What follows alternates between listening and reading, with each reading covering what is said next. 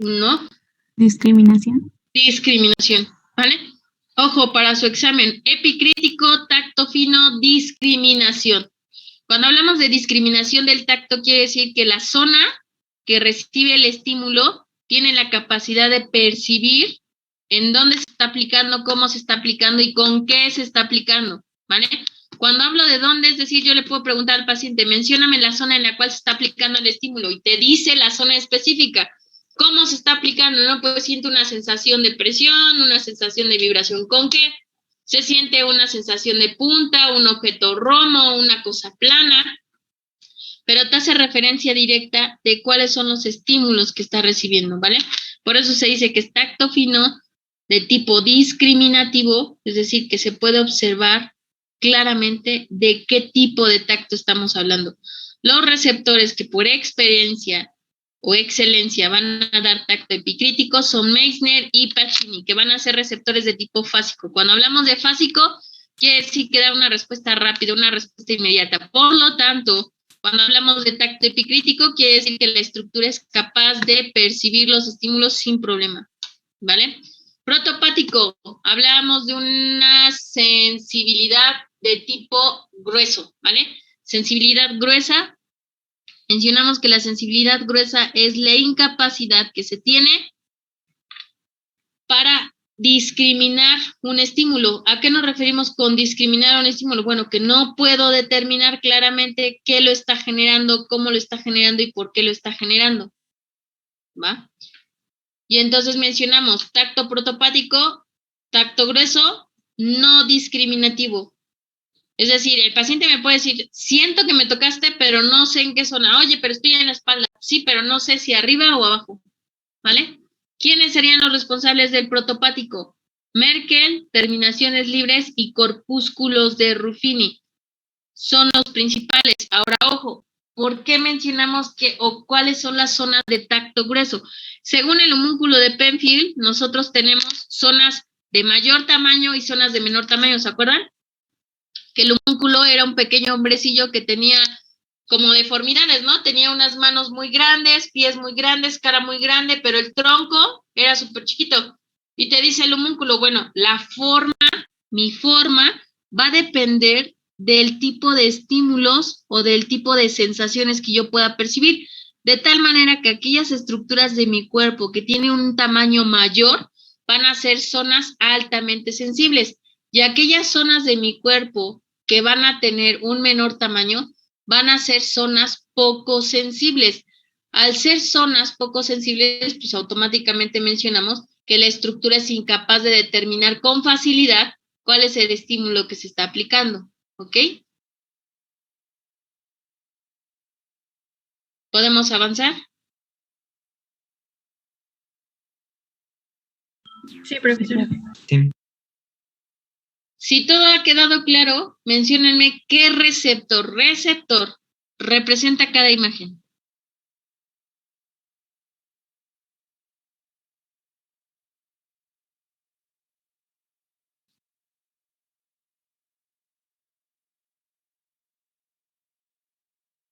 ¿Qué receptor para cada imagen? ¿Quién dice yo?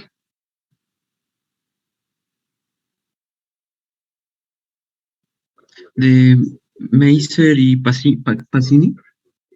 ¿Cuál es cuál, Adrián? Ah, perdón. en la punta de los dedos. ¿Ok? ¿Cuál? De Pacini.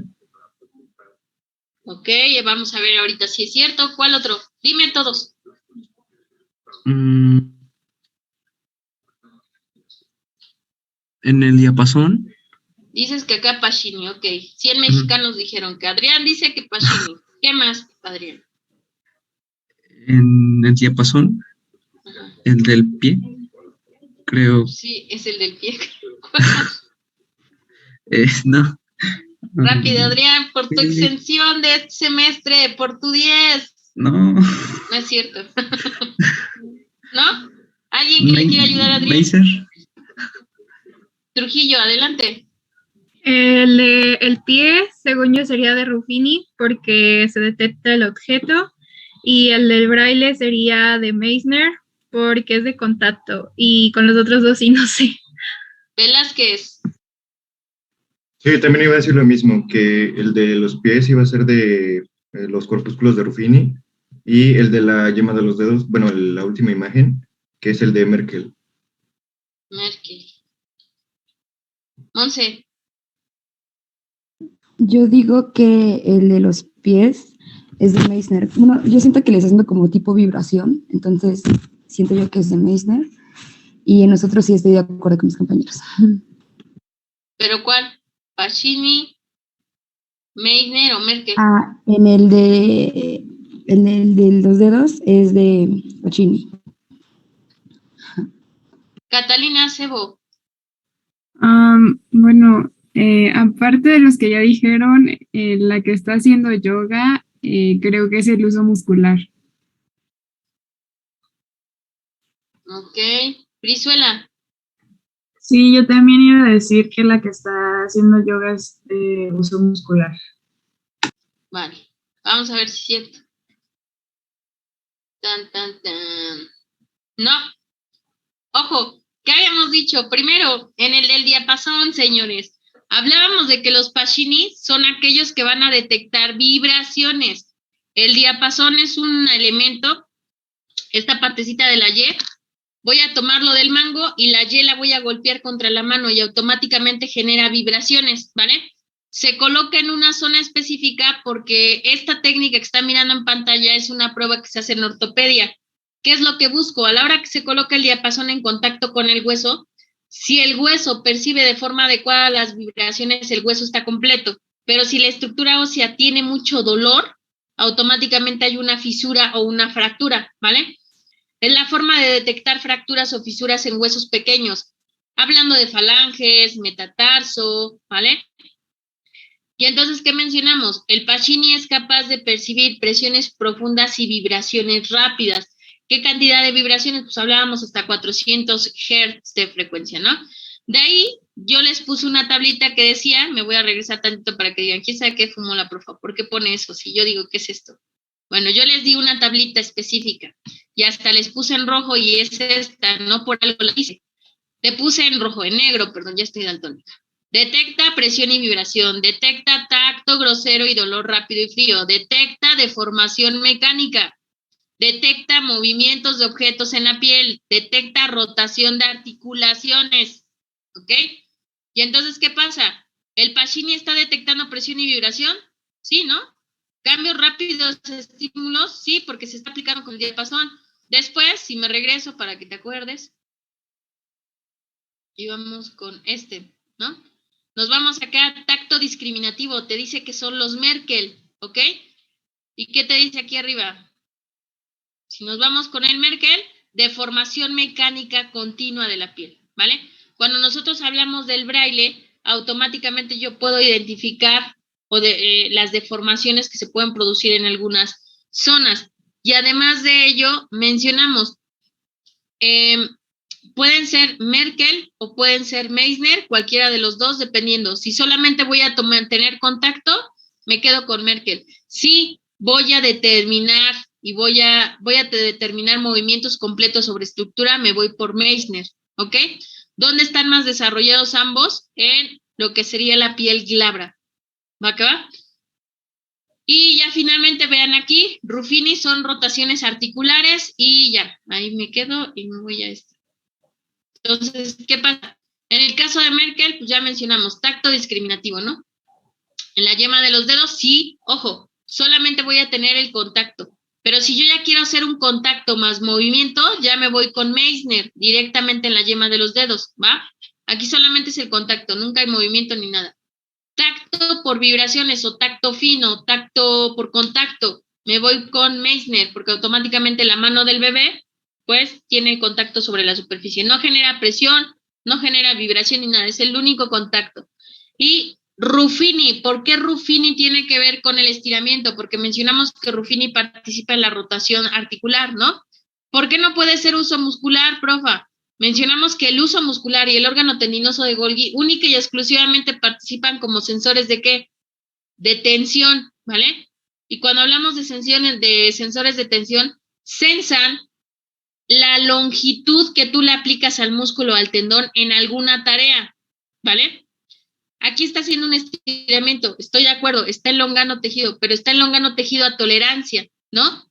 Y está generando rotación de estructuras, pero toda esa tolerancia no le genera molestia ni un esfuerzo a la paciente, únicamente se está estirando y se acabó, ¿vale? Por eso hablamos de que es presión sostenida y automáticamente quien participa son Ruffini. Si la paciente estuviera de pie, si la paciente estuviera tensando al músculo por encima de lo normal en una tarea de esfuerzo, ahí sí estamos hablando de uso muscular y órgano tendinoso de Golgi. Ejemplo, cuando vas a dar una patada, tienes que tensar la pierna para poder dar una patada con cierta velocidad y cierta potencia para que genere un movimiento masivo de la estructura, ¿correcto?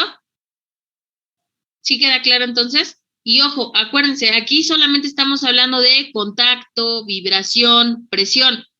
Órgano tendinoso de Golgi y uso muscular son receptores de tipo articular, ¿vale? Y van a ser sensores exclusivos de la tensión que se aplique en las estructuras.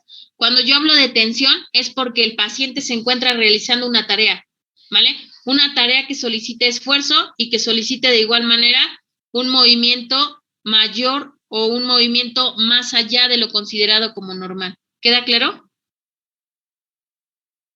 Si terminamos esta semana, hacen examen el día lunes, ¿vale? Entonces, vienen en examen algunas imágenes similares en las cuales tendrás que identificar. Sin problema, aquí mencionábamos, Merkel o Meissner pueden pasar para el, ¿cómo se llama?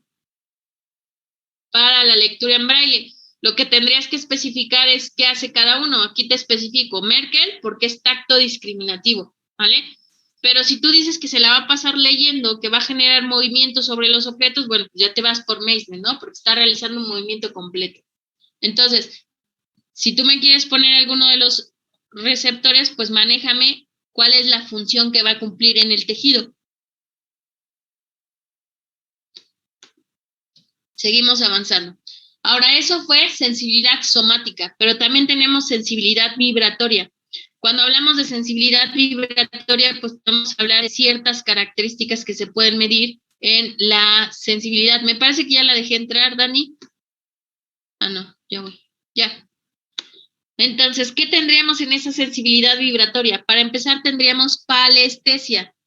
La palestesia es la capacidad que tienen los tejidos de detectar algún tipo de frecuencia o estímulo vibratorio sobre la zona, ¿vale? Básicamente la palestesia es lo que estamos generando arriba con el diapasón.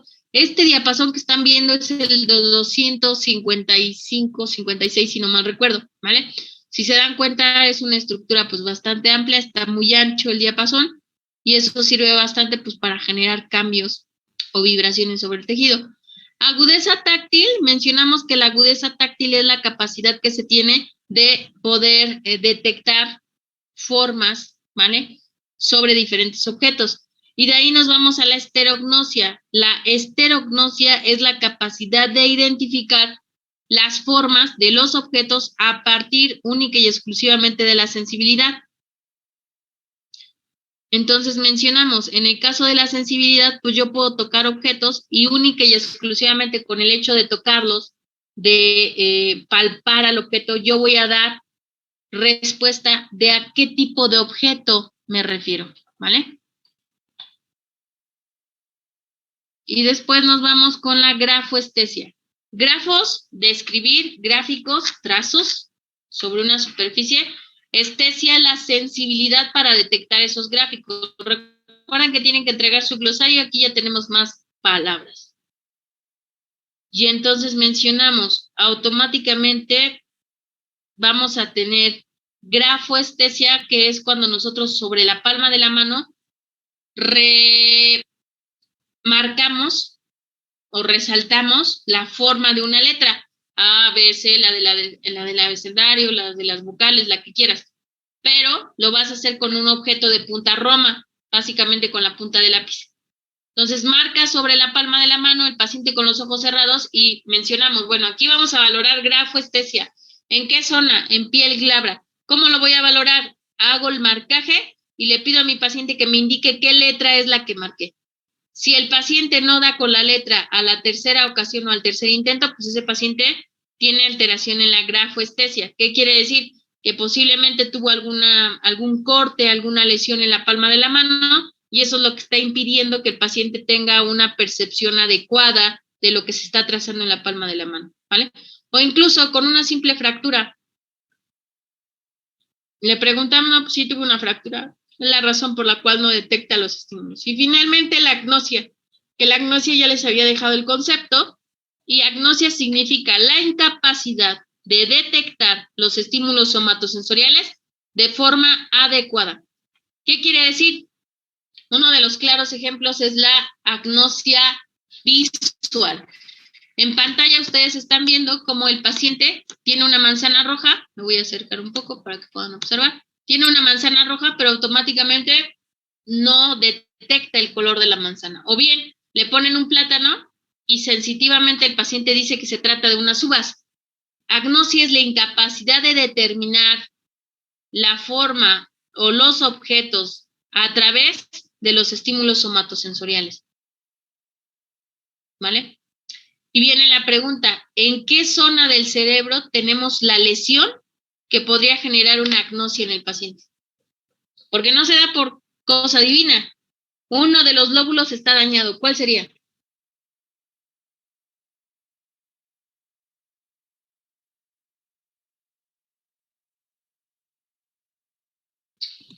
¿El occipital? No. Occipital es coordinación y equilibrio. Ah, bueno, pero tiene la parte visual. Ok. Sería el occipital, la parte visual del occipital. ¿Y qué otra parte? ¿Qué es la más importante? ¿El temporal? El temporal, ¿por qué?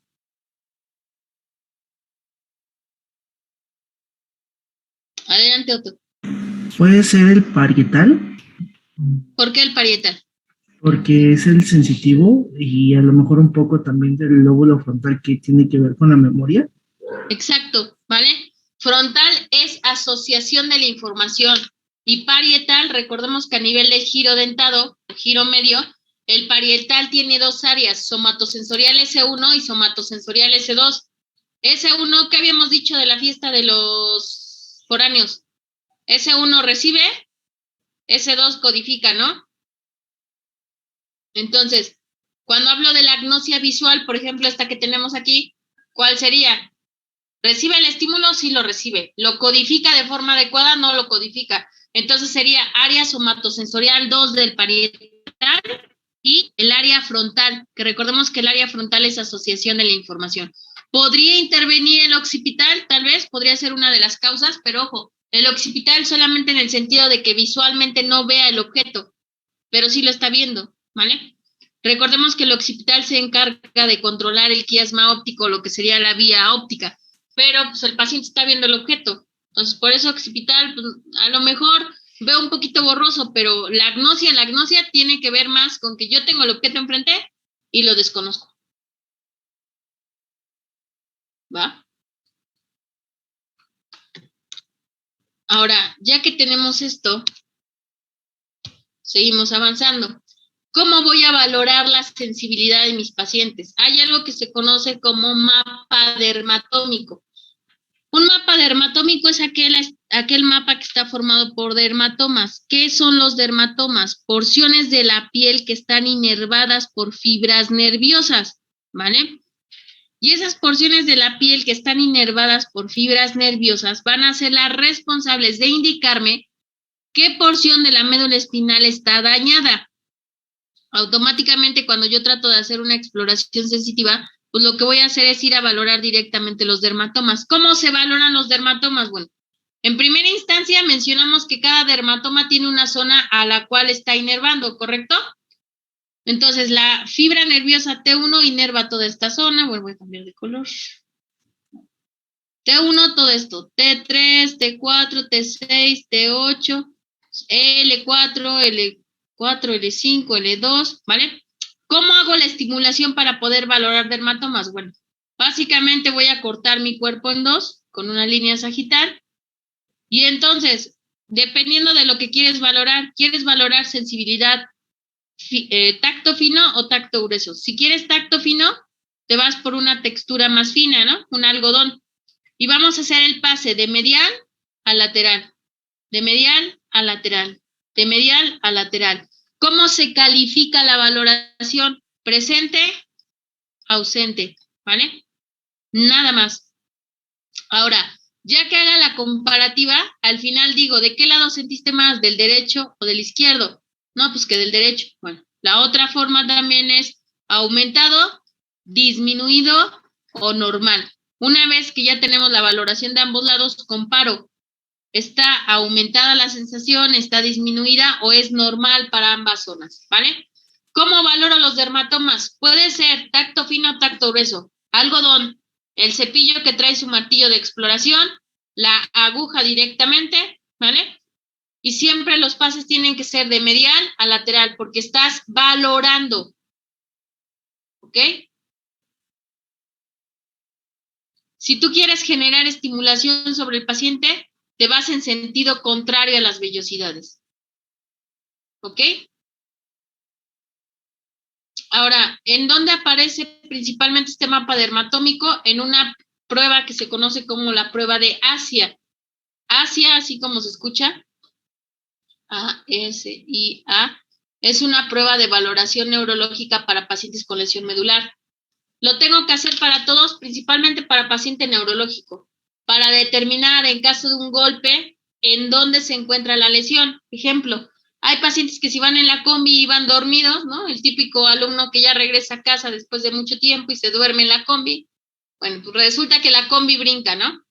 Y la cabeza rebota contra todos lados y ya despiertan. Bueno, pues ese rebote pudo haber generado una lesión. Cuando nosotros exploramos a nivel cervical, el paciente te dice que en esta zona siente como adormecido y en esta zona no.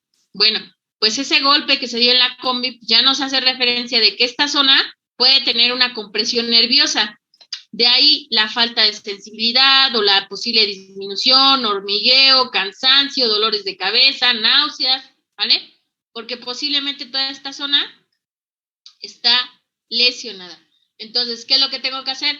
Es un paciente neurológico, ya tiene cefalea, ya tiene náuseas, ya tiene vómito. Voy a explorar los dermatomas y voy a ver qué le está pasando a esa zona de dermatomas. ¿Va que va? Profesora, una pregunta. ¿A qué se refiere con que el paso sea de medial a lateral? Vamos a trazar una línea a la mitad, ¿vale? Y entonces el algodón lo colocas aquí, en el centro, y vas con el algodón del centro hacia afuera, ¿vale? Porque vamos a estimular la zona. ¿Qué es lo que yo tengo que saber? Pues el paciente me tiene que decir, ¿sientes? ¿No sientes? Sí siento. Presente, ¿vale? No siento nada, ¿seguro? Nada. Ausente, ¿vale? Sí siento de los dos lados, ok. ¿De qué lado sientes más? ¿Derecho, izquierdo? Izquierdo, ok. ¿Igual? ¿Más o menos? Menos. Entonces, disminuido en el lado derecho, normal en el lado izquierdo. ¿Vale? Y repito, cuando estemos en práctica yo te voy a decir, vas a valorar T6, sensibilidad epicrítica. ¿Qué harías? Si es sensibilidad epicrítica. Tacto fino, ¿no? ¿Cómo evaluarías tacto fino en T6? Tacto fino es discriminativo, ¿no?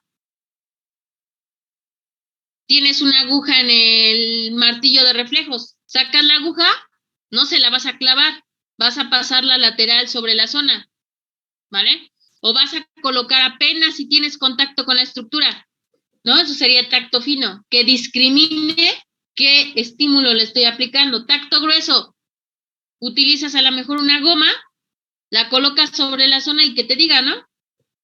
Recordemos que tacto fino es algo discriminativo, entonces los estímulos tienen que ser de estímulos finos, estímulos que se puedan diferenciar entre uno y otro. Y cuando yo hablo de tacto grueso, tiene que ser un estímulo que por las formas u objetos sea muy general y sea poco perceptible para el tejido.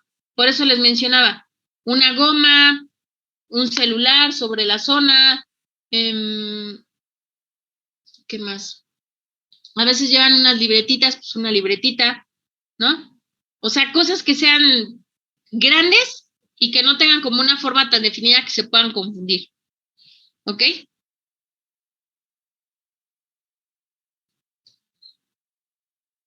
Ahora, ojo, estos dermatomas te los tienes que aprender. Yo sé que no te los vas a aprender para mañana. ¿Cuál es la idea? Para que vayas al laboratorio y no te saque, aunque no te lo sepas, los tienes que llevar en una fichita. ¿De qué tamaño va a ser tu ficha? Del tamaño del celular, que ya vi que les encanta estar con el celular. Del tamaño del celular y la vas a enmicar.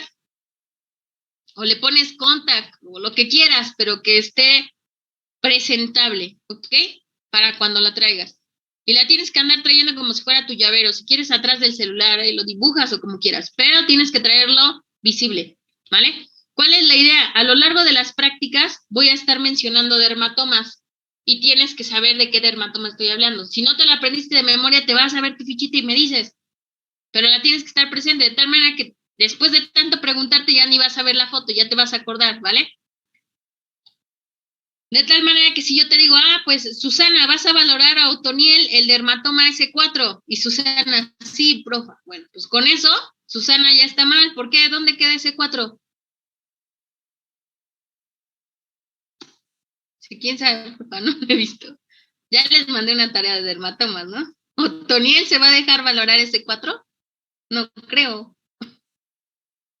Entonces, ojo, porque están en la lela y voy a decir, fulano tal, valora el S2. Y el típico, sí, profa. Y después, ¿cuál es S2? Entonces, Profesora, sus tablitas, por favor, mande. y por ejemplo, esa parte, ¿cómo se valoraría o cómo es la práctica ahí? En el caso de S4 y S5, ¿cómo se valora? Ajá, pues en esa zona que es un poco como difícil de que cualquier paciente se deje tocar.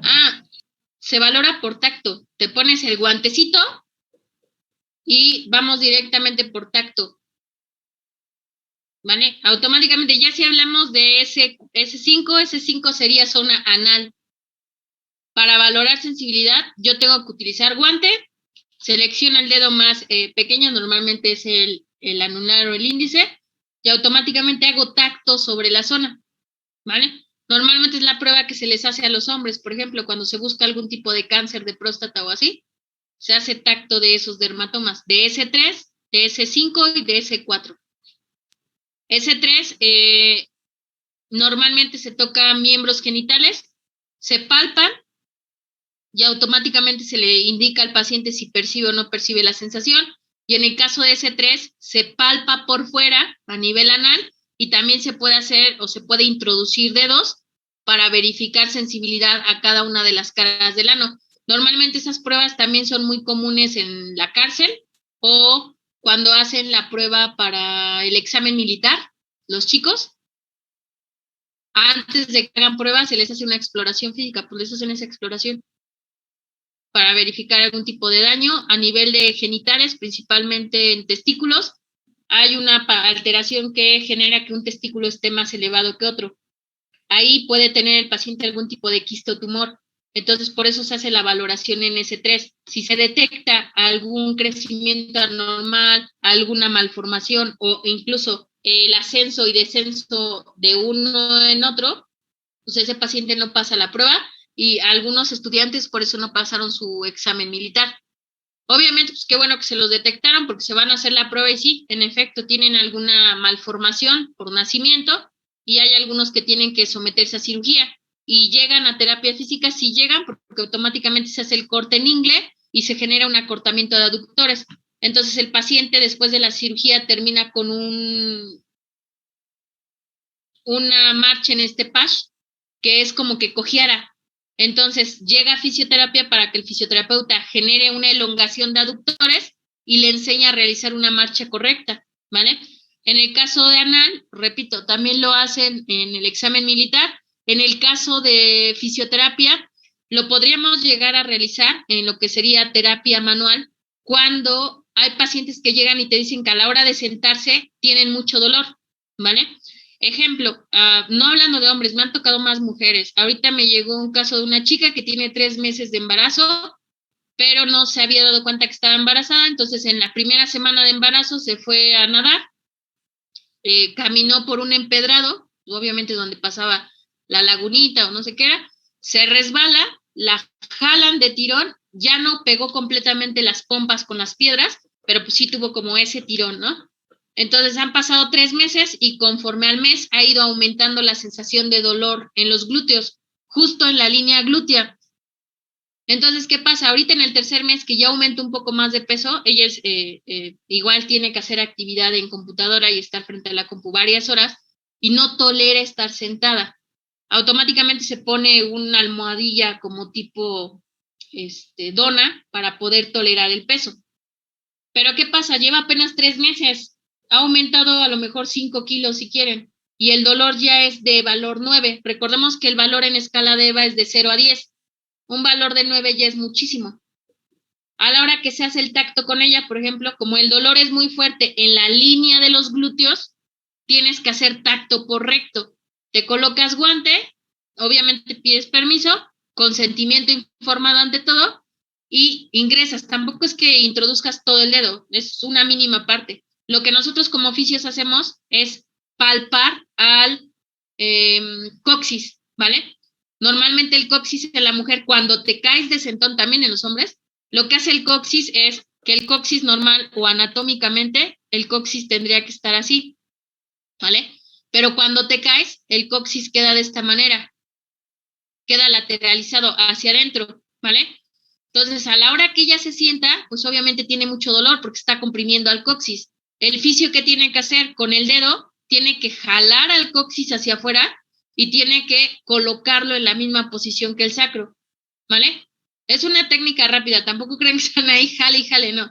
Solo hago un tiriteo, un golpecito y automáticamente sale el coxis. Pero así como regresa, si ella se sienta mal, si tiene algún golpe en el autobús o algo, vuelva a regresar nuevamente la lesión. Hay incluso pacientes que tienen que ir al área de ortopedia que les ponen una faja para sacro. Automáticamente es como si fuera un calzón, faja, y la paciente tiene que estar con él pues varios meses, aproximadamente 3 meses. Se le hace la técnica de regresión del coxis, se le pone la faja calzón, tiene que estar así 3 meses para evitar el movimiento y digamos que el coxis ya va a evitar esa lesión de luxación, ¿vale? Esa sería como tal otra forma en la cual se puede valorar.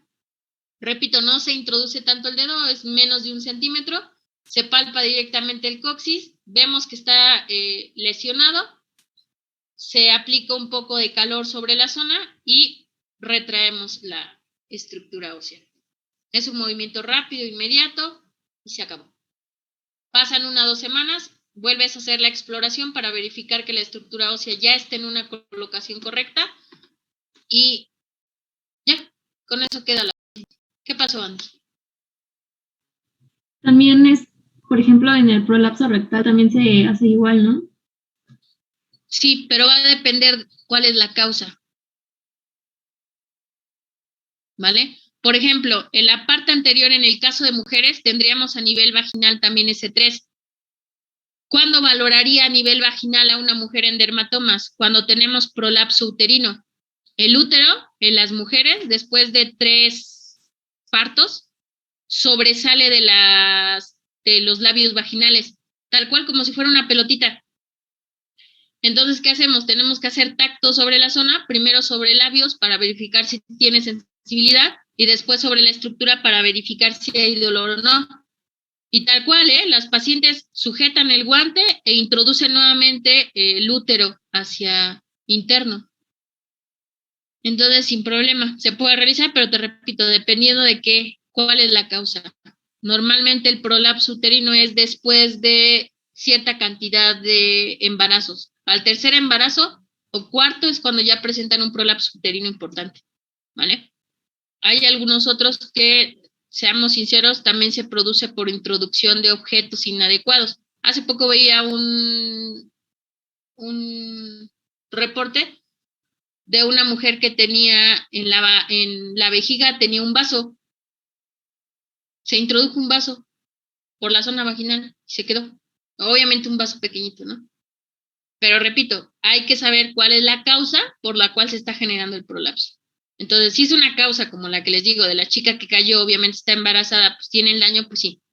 Pero si es otra causa que hasta el mismo paciente desconoce o ya no se acuerda, pues entonces ahí mejor no metas mano, se manda a medicina general y que se cheque claramente qué es lo que está pasando con ese paciente.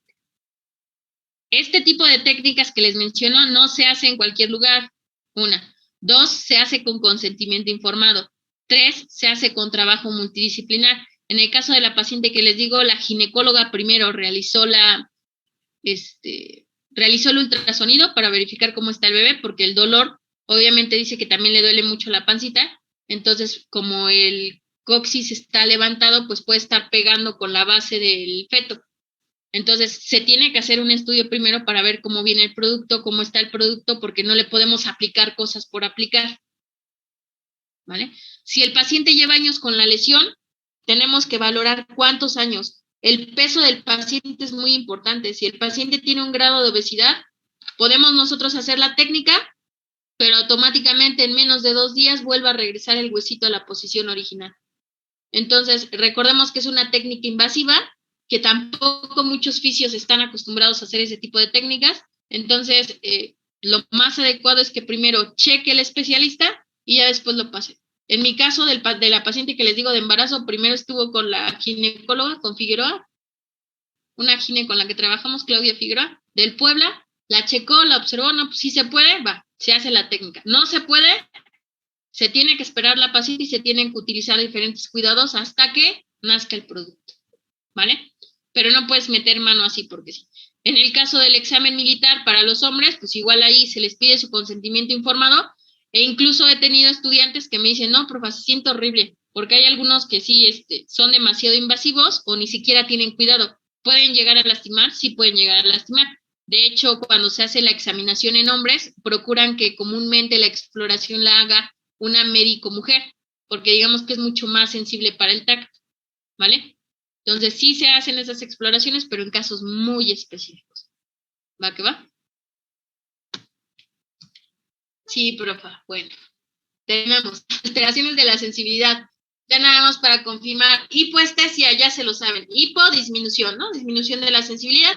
Anestesia, asin, éstasis, pérdida de la sensibilidad. Hipoalgesia, hipodisminución, algos dolor. Analgesia, asin, algos dolor. Hiperestesia, hiper exagerado. Estesia, sensibilidad. Una percepción exagerada de la sensibilidad. Anótense rápido porque ya nos va a sacar. Alodinia, dolor producido por un estímulo que generalmente no causa dolor. ¿A qué nos referimos con esto? Que comúnmente el estímulo que estemos aplicando, que estemos recibiendo, no es doloroso. Ejemplo, vas a tocar a tu compañero de la espalda y llega, ay, me arañó, me arde, profa, no sé qué me hizo. Bueno, ese compañero tiene alodinia o no te quiere, pero algo de las dos cosas tiene, ¿vale?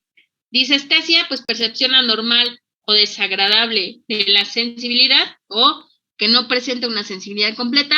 Y parestesia, sensación anormal de los sentidos. Cuando hablamos de parestesia, recordemos que es la percepción parcial de los estímulos somatosensoriales, ¿no? Yo estoy tocando a mi paciente o le estoy aplicando un estímulo con calor, por ejemplo, y el paciente me dice, sí, se siente agradable. Oye, pero es que es calor.